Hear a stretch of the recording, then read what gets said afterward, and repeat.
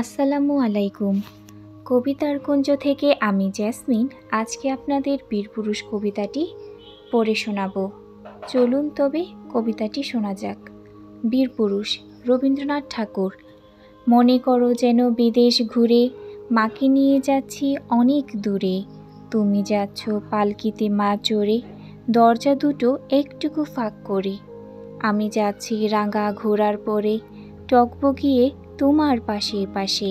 রাস্তা থেকে ঘোড়ার খুঁড়ে খুঁড়ে, রাঙা ধুলোয় মেঘ উড়িয়ে আসে।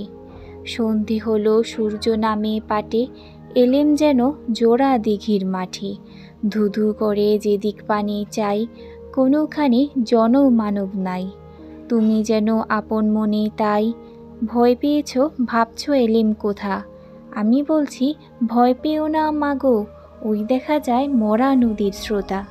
চোর কাটাতে মাঠ রয়েছে ঢেকে, মাঝখানেতে পথ গিয়েছে বেঁকে। গরু বাছুর নেই কোনোখানে, সন্ধে হতেই গেছে গায়ের পানি। আমরা কোথায় যাচ্ছি কে তা জানে, অন্ধকারে দেখা যায় না ভালো। তুমি যেন বললে আমায় ডেকে, দিঘির ধারে ওই যে কিসের আলো। এমন সময় হারে রে রে রে, ওই যে কারা আসতেছে ডাক ছেড়ে। তুমি ভয়ে পালকিতে এক কোণে, ঠাকুর দেবতা স্মরণ করছো মনে। বেয়ারাগুলো পাশের কাটা বনে, পালকি ছেড়ে কাঁপছে থরো থরো। আমি যেন তোমায় বলছি ডেকে, আমি আছি ভয় কেন মা করো। হাতে লাঠি মাথায় ঝাঁকড়া চুল, কানে তাদের গোজা জবার ফুল। আমি বলি দাঁড়া খবরদার, এক পা আগে আসিস যদি আর। এই যে দেখ আমার তলোয়ার, টুকরো করে দেব তোদের সেরে। শুনে তারা লম্ফ দিয়ে ওঠে, চেঁচিয়ে উঠল হারে রে রে রে। তুমি বললে যাসনে খোকা ওরে, আমি বলি দেখো না চুপ করে। ছুটিয়ে ঘোড়া গেলেম তাদের মাঝে, ঢাল তলোয়ার ঝনঝনিয়ে বাজে। কি ভয়ানক লড়াই হলো মাঝে, শুনে তোমার গায়ে দেবে কাটা।